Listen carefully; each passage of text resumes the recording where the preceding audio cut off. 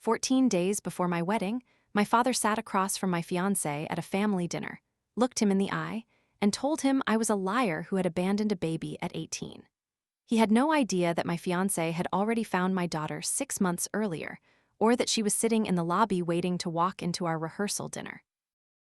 Welcome back to Payback Stories. I'm Rachel, and if you enjoy stories about family drama, betrayal, and karma finally catching up, make sure to hit subscribe and drop a comment. Let's get into it. To understand how my parents ended up destroying their relationship with me completely, you have to go back to December 2016. I was 18 years old and in my freshman year at Boston College. My boyfriend at the time was David Vance. We had been dating since high school. He was 2 years older than me, studying architecture at MIT. That December, I missed my period. I took a pregnancy test in my dorm bathroom, saw 2 positive lines, and panicked. I was young, terrified, and made the mistake of thinking my parents would help me figure out what to do. I drove home to Wellesley that weekend and told my mother, Margaret, and my father, Robert.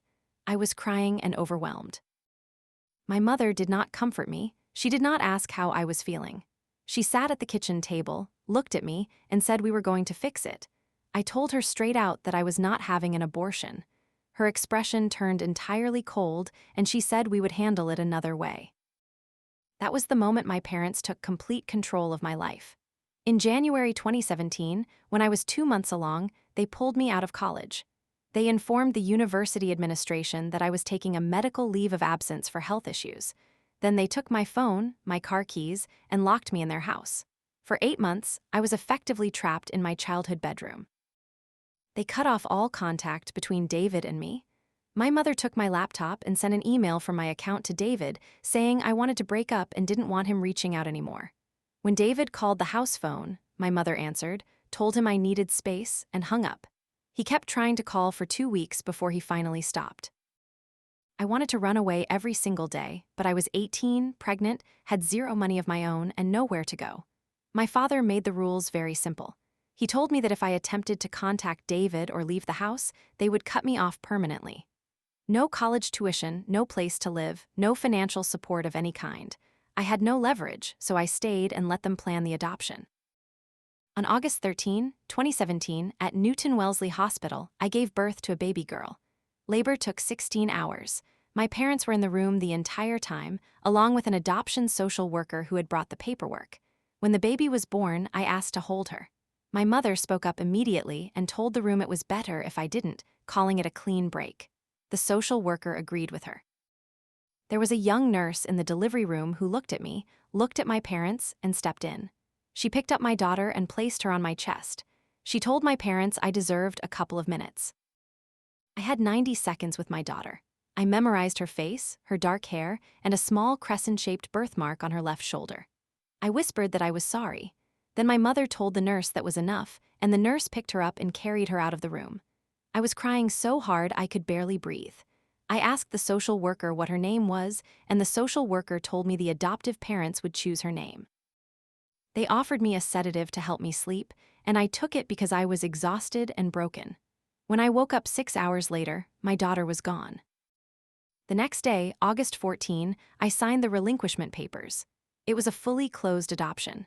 That meant no contact, no identifying information, and no updates. My mother stood next to the bed while I signed the forms and told me I would thank her when I was older.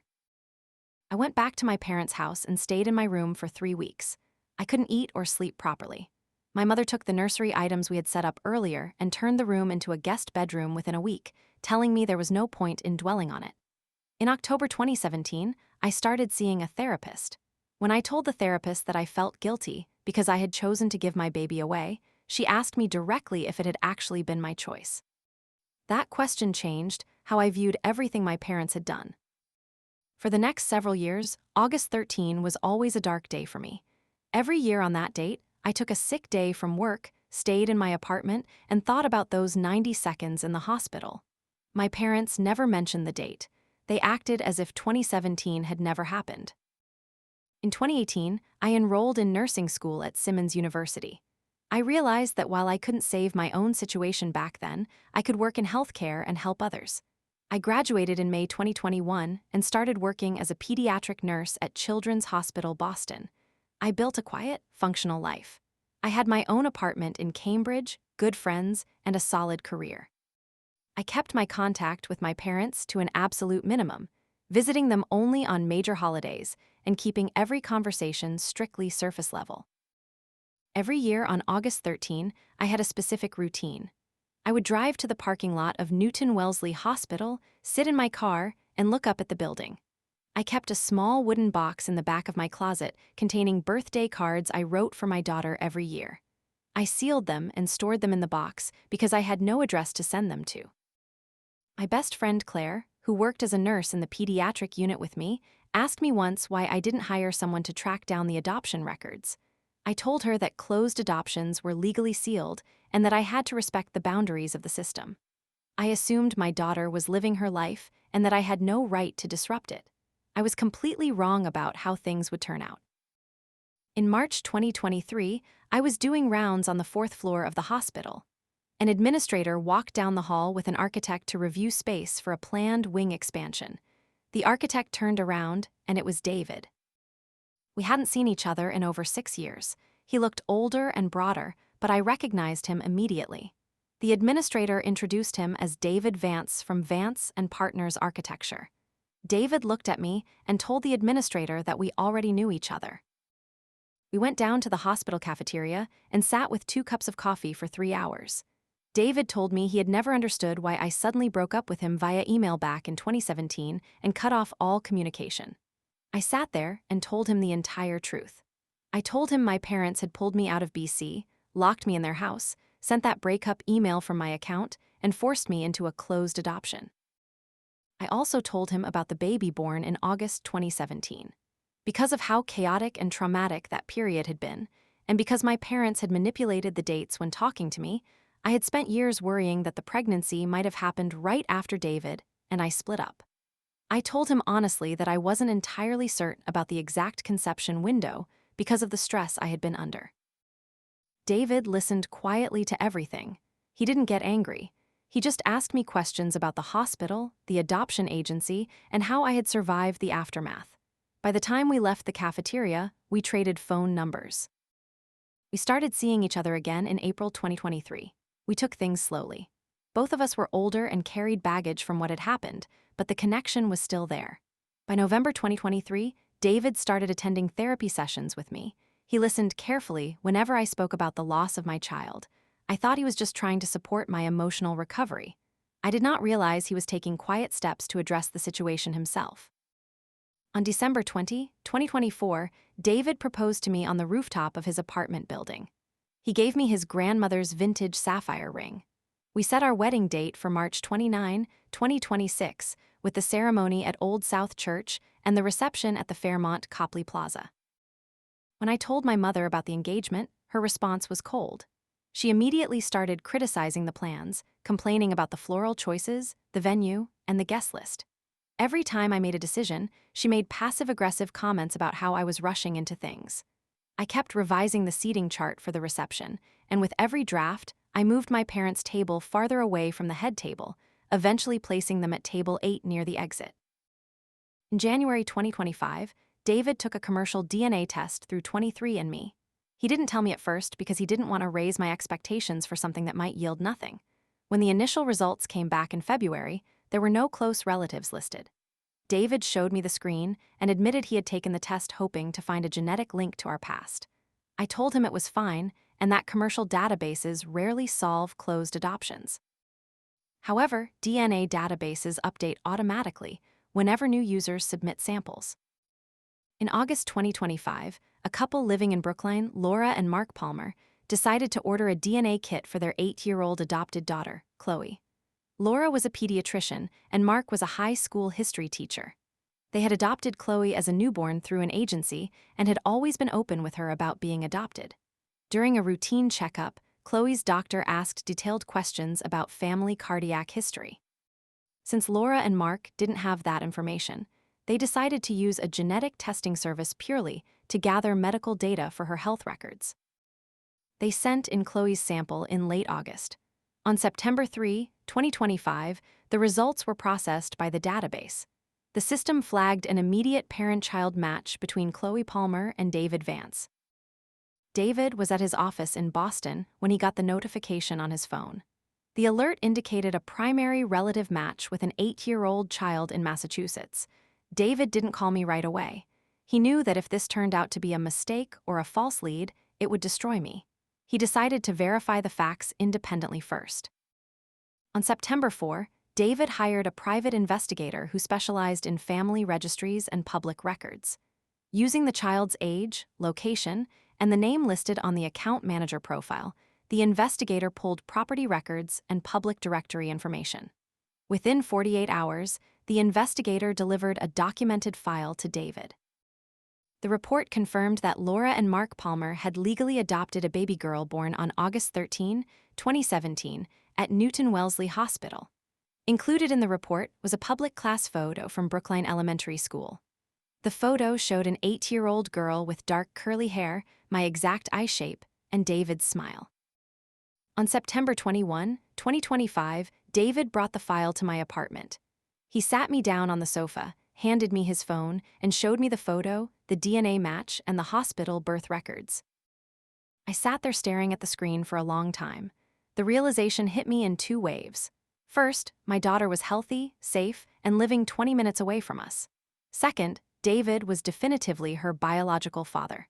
My parents had lied to me back in 2017, manipulating the timeline to make me believe the baby couldn't be David's, all to keep us apart and justify forcing the adoption. In October 2025, David hired a family law attorney named Karen Ellis, who specialized in adoption agreements. We were not looking to disrupt Chloe's life or initiate a custody battle. Laura and Mark were her legal parents, and she had a stable, loving home. Our goal was simply to request voluntary communication if the adoptive family was open to it. Attorney Ellis sent a formal, confidential letter to Laura and Mark Palmer. The letter stated that David Vance and I had identified the genetic match, explained that we were now engaged, and politely requested the possibility of open communication, emphasizing that we were not challenging the adoption. We waited 3 weeks for a response.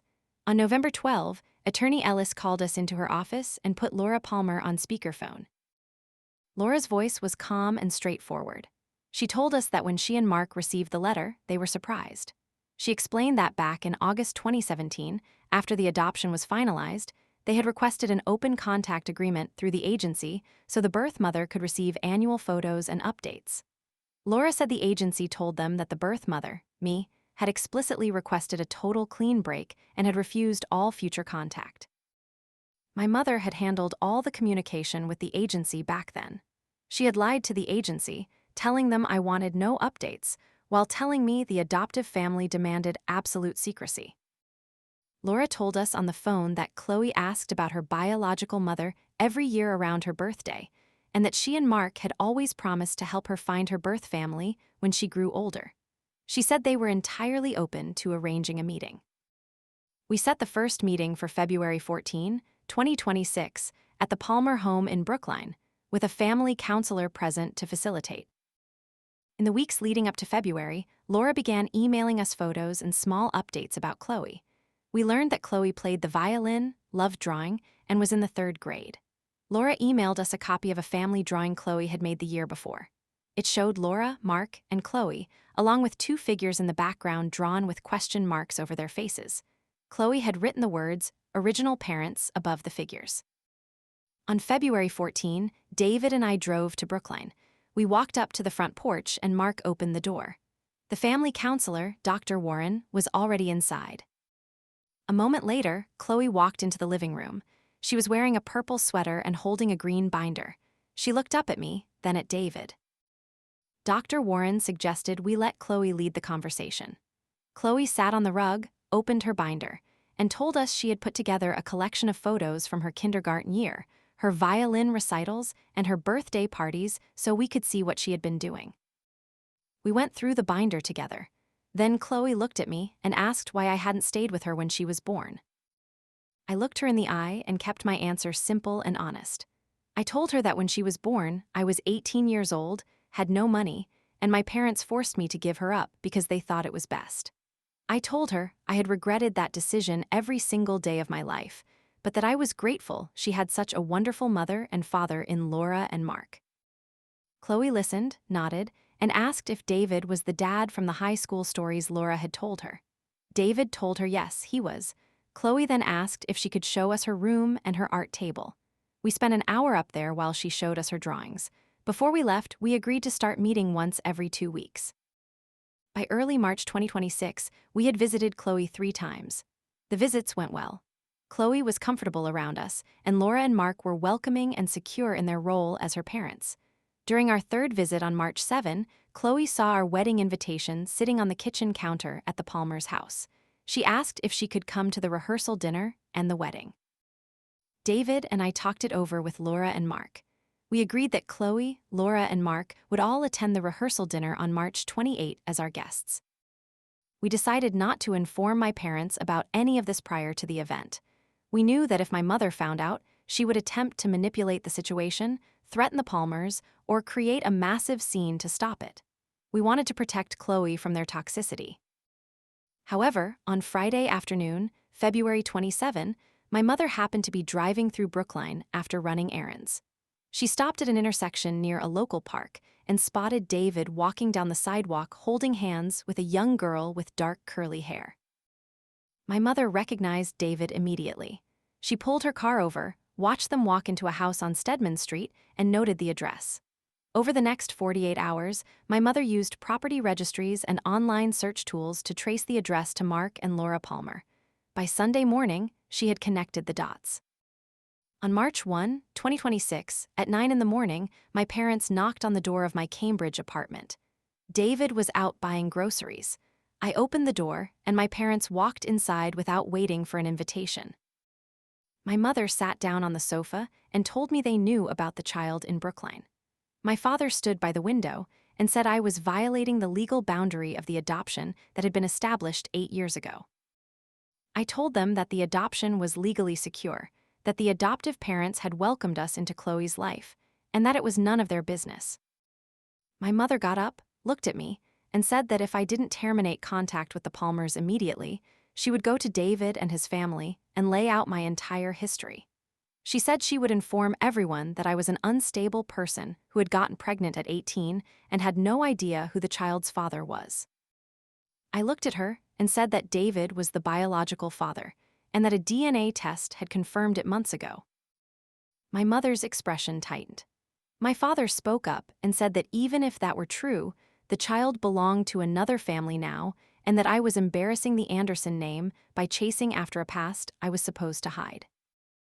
I told them both to get out of my apartment. My father told me that if I persisted with this reunion, they would refuse to attend the wedding and would make sure our entire social circle and church community knew what kind of person I really was. I told them to leave, and I shut the door behind them. Over the next 12 days, my parents tried every tactic they had used when I was 18. My mother called my phone repeatedly, leaving voicemails claiming I was ruining my life, that I was going to confuse the child, and that I was disrespecting everything they had done for me. My father sent an email stating they would withdraw their financial contribution to the wedding caterer if I didn't sign a statement promising to stay away from Brookline. On March 13, I blocked both of their phone numbers and set up a rule in my email to send their messages directly to the trash folder. What my parents didn't realize was that David had already paid the caterer and venue vendors in full months earlier to ensure my parents had zero financial control over our wedding. Because my parents had received their formal rehearsal dinner invitations back in January, before any of this came to light, they still held valid entry details for the dinner at the Fairmont Copley Plaza on March 28. They assumed they could use the event to control the narrative, corner David's parents, and force a public confrontation that would pressure me into backing down. Saturday, March 28, 2026. The rehearsal dinner was set for 6 in the evening in a private dining room at the Fairmont Copley Plaza. There were 40 guests in attendance: David's parents and sister Emma from Vermont, my nursing colleagues including Claire, David's architecture partners, several mutual friends, 5 members from Grace Community Church, and the Palmer family, Laura, Mark, and Chloe. I had arranged for the Palmer family to sit at table 1 near the side exit, so that if my parents attempted to cause a disruption, Laura and Mark could easily step out with Chloe without fuss. My parents arrived at 6:15. My mother wore a dark formal dress and pearls, and my father wore a gray suit. They walked in with their heads up, looking like the respectable, pillars of the community couple they always pretended to be. They sat down at table 8 near the back. The dinner proceeded smoothly for the first hour. Speeches were made by David's best man and by Claire. David's father got up, spoke warmly about welcoming me into their family, and toasted our future. My parents sat at their table, refused to smile, and ignored the people sitting around them. At 7:15, David stood up to make his speech. The room quieted down. David spoke clearly into the microphone. He talked about how we had met in high school, how we had been separated for years by external interference and lies, and how working through those obstacles had made our relationship stronger. Then David turned toward the side door and stated that there was one more important guest he wanted to introduce to everyone present. The door opened, and Laura Palmer walked into the room holding Chloe's hand. Chloe was wearing a white dress with a purple sash that matched our wedding color scheme. My mother stood up from table 8 immediately. My father tried to grab her arm, but she pulled away and walked toward the center of the room. Chloe walked up near the head table, looked out at the guests, and said hello. She stated calmly that her name was Chloe, that Laura and Mark were her parents, and that David and I were her biological parents. My mother raised her voice, looked directly at David's parents, and said that the entire display was inappropriate. She said the room deserved to know the truth about me, asserting that I had abandoned a child at 18, lied about my past, and was now dragging an innocent family into a public spectacle. The room went completely quiet. No one gasped, no one shouted. It was just uncomfortable and tense. David didn't raise his voice. He reached into his jacket, pulled out a neat, stapled document folder, and set it flat on the main table. He told my mother that he had documented everything. He stated clearly for the room that back in 2017, my parents had locked me in their house, faked a breakup email from my account, ignored my explicit refusal to sign adoption papers until I was broken down, and then lied to the adoption agency by claiming I demanded zero contact. David pointed out that the DNA results proved paternity, that legal records showed how the process had been forced, and that Laura and Mark Palmer were present because they were good parents who believed in truth rather than shame. Laura Palmer stepped forward, looked at my mother, and said that she and Mark had tried to reach out to me for 8 years, but that my parents had intercepted every piece of communication to protect their own reputation. My mother turned to my father, her face completely rigid, and said that if this circus continued, they were leaving and would make sure our church community knew how disobedient and ungrateful I was. Betty, an elderly woman from Grace Community Church who had known my parents for over 20 years, stood up from her chair. She looked at my mother and told her very clearly that everyone in their congregation had noticed how they treated me for years, and that using a child to cover up their own arrogance was shameful. Betty told my mother that she should leave the room quietly. My father looked around the room. Not a single person was supporting them. David's father sat quietly watching them with total coldness. Claire was standing by my side. The entire room of 40 people just stared at my parents in complete silence. My mother looked at me and said I was making the biggest mistake of my life. I looked my mother in the eye and told her that she and my father were no longer invited to the wedding the following day, that they were not welcome in my home, and that they would have zero contact with Chloe, David, or me for the rest of their lives. My father grabbed my mother's arm, turned around, and walked out of the private dining room. The heavy wooden door clicked shut behind them. The room remained quiet for a moment. Then David's father stood up, picked up his glass, and said it was time to toast to a family built on honesty. Everyone raised their glasses. There were no dramatic speeches or wild applause, just a grounded sense of relief that the toxicity had finally been removed from the room. Chloe came over, sat next to me at the head table, and asked if she could have some of the dessert. I gave her my slice of cake, and we spent the rest of the evening talking with David's family. The next day, March 29, 2026, David and I were married at Old South Church. 128 guests attended. My parents were not there. Chloe walked down the aisle as our flower girl in her white dress, carrying a basket of white roses. The ceremony was quiet, beautiful, and grounded. During our reception at the Fairmont, we took family photos on the terrace. One of the photos shows David, Chloe, and me holding hands, with Laura and Mark standing right beside us. That photo sits on the mantel in our living room today. A week after the wedding, I had Attorney Ellis send a certified legal notice to my parents' house in Wellesley. The letter stated formally that any attempt to contact me, David, or Chloe would result in an immediate restraining order for harassment. They never responded, and they didn't attempt to show up at my apartment. A month later, I heard through Betty that my parents had stopped attending Grace Community Church altogether. The truth about what they had done to their daughter 8 years ago had circulated quietly among the members, and they could no longer maintain the false image of perfection they had spent 40 years building. Today, we have a stable, functioning routine. Chloe lives primarily with Laura and Mark in Brookline. That is her home, her school district, and her primary family unit. But she spends every Wednesday evening with David and me for dinner and stays at our Cambridge apartment every other weekend. We all attend family therapy sessions once a month: Laura, Mark, David, me, and the counselor. Chloe has a bedroom in our apartment painted light purple with her own desk and violin stand. She calls Laura and Mark Mom and Dad, and she calls us Mom Rachel and Dad David. It works because nobody is competing for ownership, and everybody prioritizes Chloe's well-being over ego. My parents tried to control my life, destroy my relationship, and erase my daughter to protect their social standing. In the end, they lost their daughter, their granddaughter, their reputation, and their place in our lives entirely. If you enjoyed this story, subscribe to Payback Stories for a new family drama story every day, and I'll see you in the next one.